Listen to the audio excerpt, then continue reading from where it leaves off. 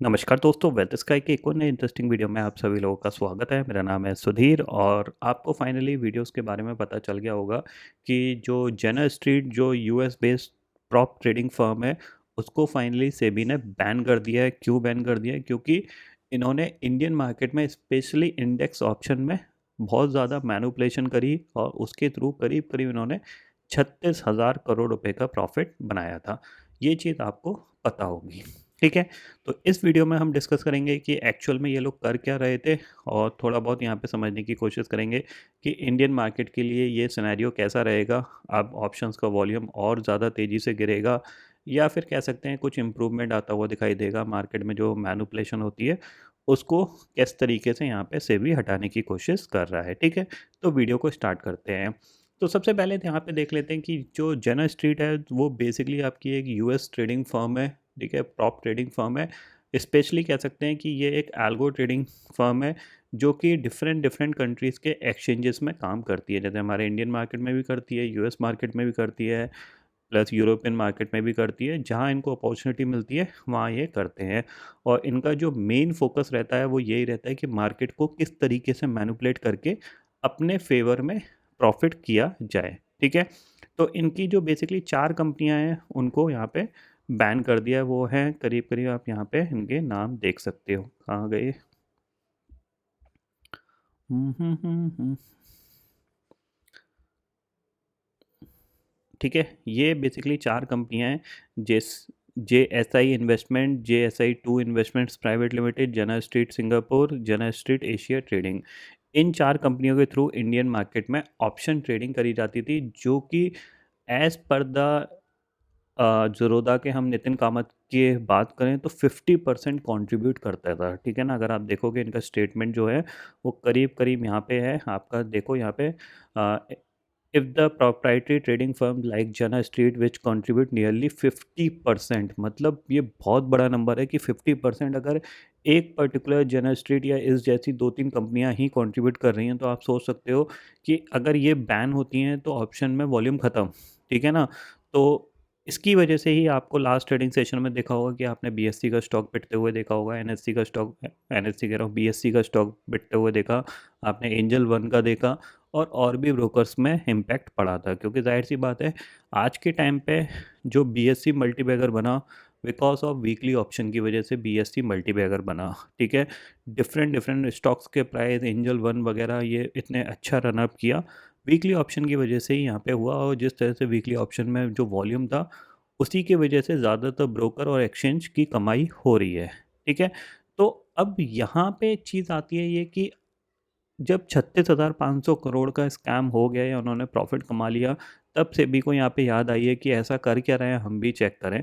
ये चीज़ थोड़ी पहले होती तो शायद जो रिटेल था वो बच सकता था, वो मैनिपुलेशन में शायद स्टक नहीं होता, मैनिपुलेशन पे नहीं फंसता, ठीक है। अब कर क्या रहे थे ये चीज़, इसको मैं आपको एक्सप्लेन कर देता हूँ थोड़ा सा सिंपल सी भाषा में, ठीक है। तो इनका जो मेन फोकस रहता था वो इंडेक्स ऑप्शन ट्रेडिंग में रहता था। सिंपल चीज़ है, स्पेशली बैंक निफ्टी, क्योंकि आपको पता था कि बैंक निफ्टी वीकली ऑप्शन में सबसे ज़्यादा वॉल्यूम जनरेट करता था, ठीक है। तो ये लोग क्या करते थे कि जो बैंक निफ्टी के कंट्रीब्यूशन वाले स्टॉक होते थे उनमें फोकस रखते थे, स्पेशली एचडीएफसी बैंक। तो जब भी कोई इवेंट होता था बड़ा एचडीएफसी बैंक को लेके, जाए जस्ट लाइक का रिजल्ट है, आरबीआई पॉलिसी है, इन सारे डेज पे ये लोग क्या करते थे कि एचडीएफसी बैंक का स्टॉक कैश में ख़रीदते थे और फिर जब एक्सपायरी होने वाली थी होती थी बैंक निफ्टी के ऑप्शन की, उससे 1 डेढ़ घंटा पहले ये एग्रेसिव सेलिंग करते थे या फिर एग्रेसिव बाइंग करते थे, जिससे कि ऑप्शन के प्राइस शूट करते थे। मतलब सिंपल सी चीज़ है, कैश में स्टॉक खरीद लिया, जो भी प्राइस में मिला खरीद लिया, बाद में एक्सपायरी के 1-2 घंटे पहले, यानी जस्ट लाइक 1:30 बजे 2 बजे एग्रेसिव सेलिंग करी मार्केट में। और जैसे ही आपको पता है जब एचडीएफसी बैंक जैसे स्टॉक गिरेंगे तेज़ी से, तो फिर क्या होगा, जाहिर सी बात है इंडेक्स तेज़ी से गिरेगा, इंडेक्स तेज़ी से गिरेगा तो जो छोटे छोटे ऑप्शन रह जाते हैं एक्सपायरी में, वो तेज़ी से स्पाइक करेंगे और वो इनको प्रॉफिट जनरेट करके देंगे। तो अल्टीमेटली जब आप सेबी का ऑर्डर्स देखोगे, उसको पूरा पढ़ोगे या अंडरस्टैंड करोगे, तो उसमें आपको देखने को मिलेगा कि इन्होंने सिर्फ ऑप्शन ट्रेडिंग से प्रॉफिट कमाया है और बाकी जगह इनको लॉसेस हैं। क्यों लॉसेस हैं? क्योंकि वहाँ पे वो छोटे लॉसेस हैं। ज़ाहिर सी बात है, मान लो इन्होंने एचडीएफसी बैंक ₹1700 पे ख़रीदा, ठीक है, और इसको 2% गिराया, तो यहाँ पे जितना अमाउंट इनका लगा वो 2% लॉस दे रहा है इनको। लेकिन ऑप्शन में क्या हो रहा है, इस 2% की वजह से बैंक निफ्टी 1-1.5% गिर रहा है, तो ऑप्शन कितने भाग रहे हैं? ऑप्शन भाग रहा है 500%, 600%, 700%, समझ रहे हैं? 10 का 100, 10 का भी 200, 300 ऐसा हो रहा है। तो वहाँ पे इन मल्टीपल टाइम फोल्ड पे यहाँ पे रिटर्न बनाए हैं, जिसकी वजह से इनको जो यहाँ पे आप देखोगे, ये देखो ऑप्शन में इनको जो टोटल गेन हुआ वो करीब करीब 44,358 करोड़ रुपए हुआ है, और स्टॉक फ्यूचर में लॉस, इंडेक्स फ्यूचर में लॉस, और कैश मार्केट में लॉस। क्यों लॉसेस है? क्योंकि ये लॉसेस तो आपको एडजस्ट करने पड़ेंगे ना, क्योंकि आप कैश में खरीद रहे हो, बेचोगे तो जाहिर सी बात है सस्ता बेचोगे, आपको वो लॉस बुक करना पड़ेगा। लेकिन ऑप्शन में इनको इतना बड़ा प्रॉफिट हुआ है। ऑप्शन को क्यों टारगेट किया गया? क्योंकि जाहिर सी बात है लास्ट ईयर तक आपको पता है वीकली ऑप्शन हर इंडेक्स में था। सेबी ने इसको परमिशन दी थी कि आप हर इंडेक्स में वीकली ऑप्शन ला सकते हो।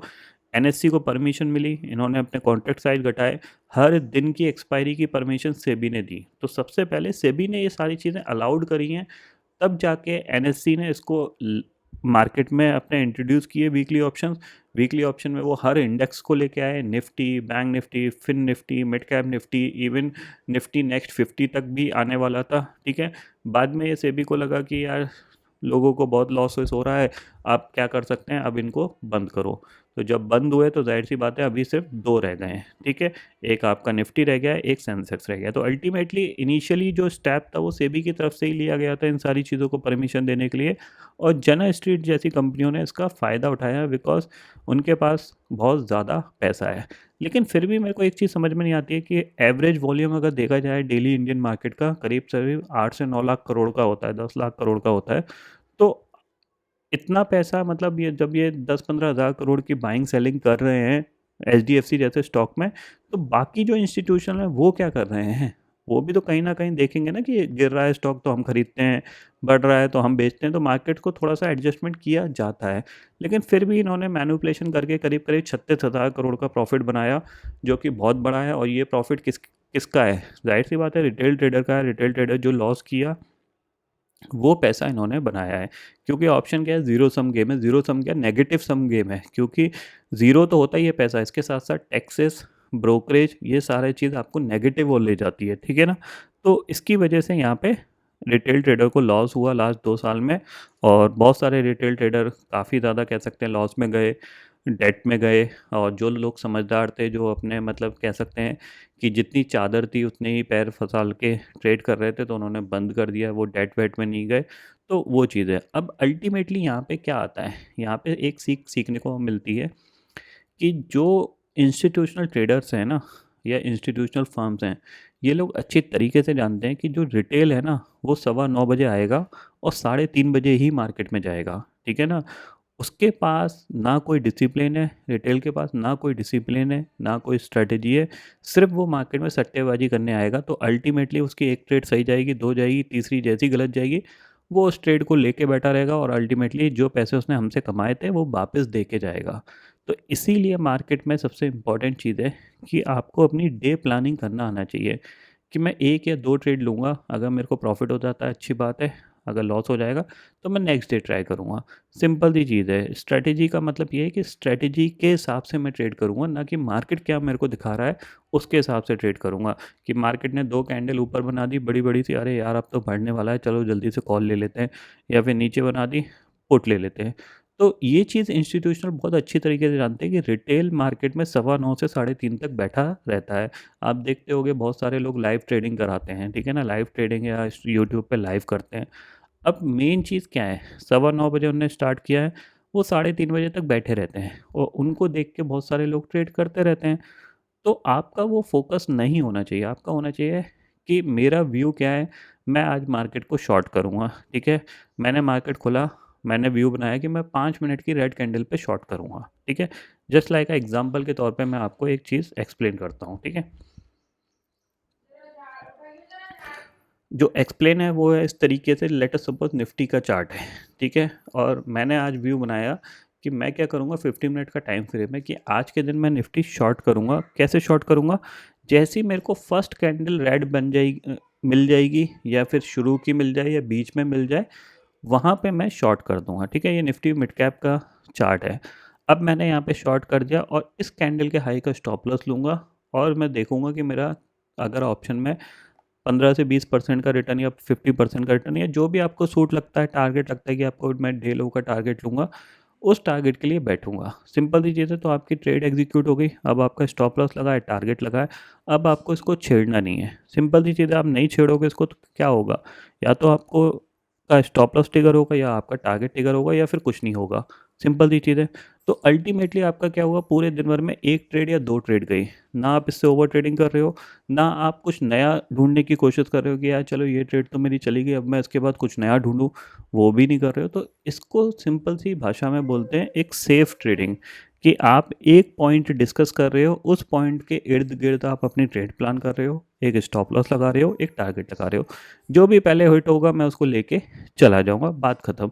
तो ये एक सिंपल प्रोसेस है जो कि एक रिटेल ट्रेडर को फॉलो करना चाहिए, बट वो नहीं करता है। और इस चीज़ का फ़ायदा जनरल स्ट्रीट जैसी कंपनियां उठाती हैं, क्योंकि उनको पता है कि अल्टीमेटली रिटेल जब तक मार्केट बंद नहीं हो जाएगा तब तक वो अपने हाथ पैर चलाता रहेगा और उसको फ़ायदा मिलेगा। दूसरी चीज़ ये आती है कि जब मैनिपुलेशन हो रही है तो मैनिपुलेशन क्यों हो रही है, तो मैनिपुलेशन का जो मेन रीज़न होने का होता है कि हमारे इंडेक्स के जो कंट्रीब्यूशन है ना, उन कंट्रीब्यूशन में कुछ ऐसी कंपनियां हैं जिनका वेटेज बहुत ज़्यादा है।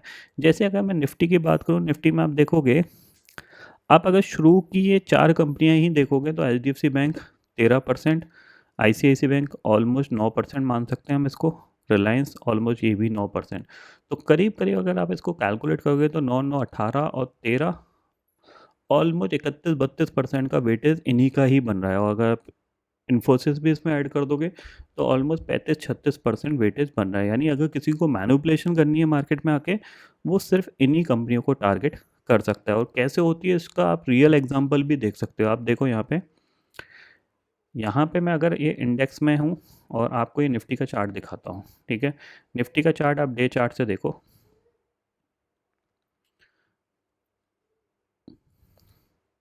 ये सब हटा देता हूँ मैं। ठीक है, अब आप यहाँ से देखो। ठीक है, ये ओवरऑल मार्केट का स्ट्रक्चर था। ठीक है, अब आप इस लेवल से अगर निफ्टी का फॉल मेज़र करोगे, आप यहाँ से मेज़र करो, तो आप देखो यहाँ पे निफ्टी करीब करीब 17% गिरा था। ठीक है, 17% गिरा था। अब मैं आपको यहाँ पे रिलायंस का चार्ट भी दिखाता हूँ। ठीक है, यहाँ पे मैं रिलायंस का चार्ट भी दिखाता हूँ। अब आप रिलायंस को देखो, इसको मैं डे चार्ट पे ले जाता हूँ और